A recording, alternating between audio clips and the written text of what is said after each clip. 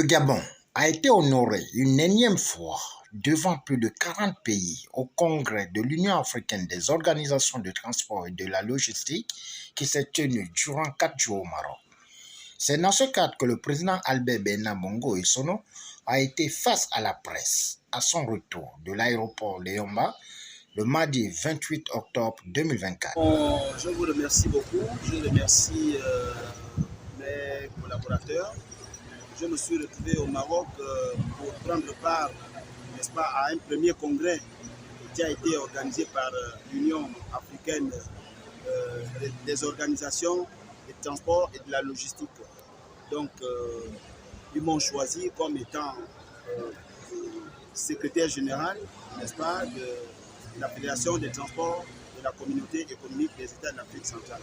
Malheureusement, à cette invitation, il était question que c'est le Gabon qui devait participer, n'est-ce pas, mon billet.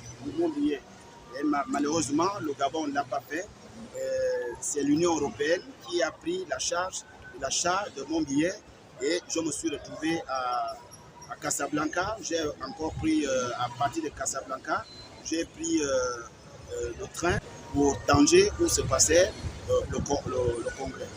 En principe, le Gabon devait prendre part, mais malheureusement, c'est moi qui ai représenté le Gabon. Et si je me suis retrouvé là-bas, c'est par rapport à la contribution de l'Union européenne. Le Gabon n'a pas joué sa partition. Une organisation qui est composée de 50 pays de l'Afrique. Donc, tous les États africains étaient représentés par les communautés. Le congrès, normalement, avait pour but, n'est-ce pas, de mettre en place cette union au niveau de l'Afrique pour, n'est-ce pas, mettre les leviers, les mécanismes en place pour l'amélioration des transports dans notre continent. Commencer par l'adoption des statuts et règlements intérieurs. Ensuite, on est passé par l'élection du président de l'Union africaine et ensuite, on est passé par les responsables régionaux où j'ai été élu, n'est-ce pas, secrétaire général de l'Union africaine des organisations des transports et de la logistique zone CEMAC. Donc je me suis retrouvé là-bas, mais j'ai été, n'est-ce pas, bien accueilli par les autorités marocaines. Je remercie d'abord le président de cette organisation.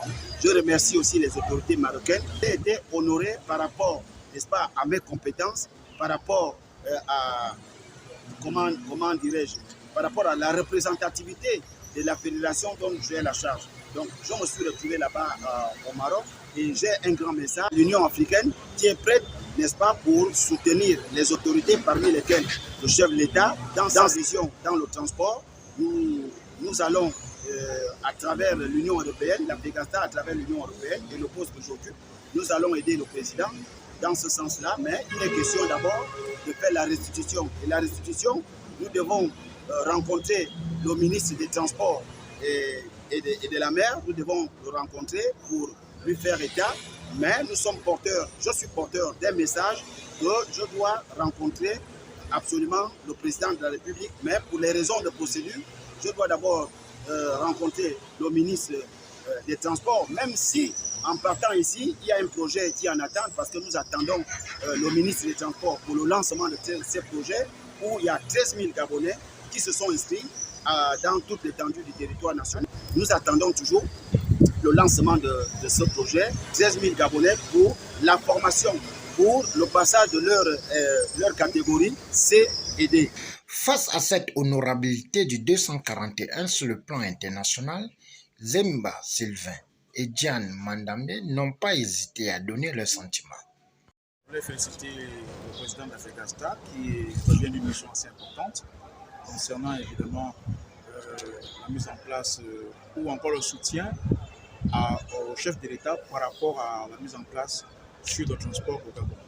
Et c'est quelque chose de très important parce que ça va pouvoir ouvrir des emplois aux Gabonais. Tel est le sentiment du chef de l'État d'ailleurs, de vouloir offrir à chaque Gabonais un emploi.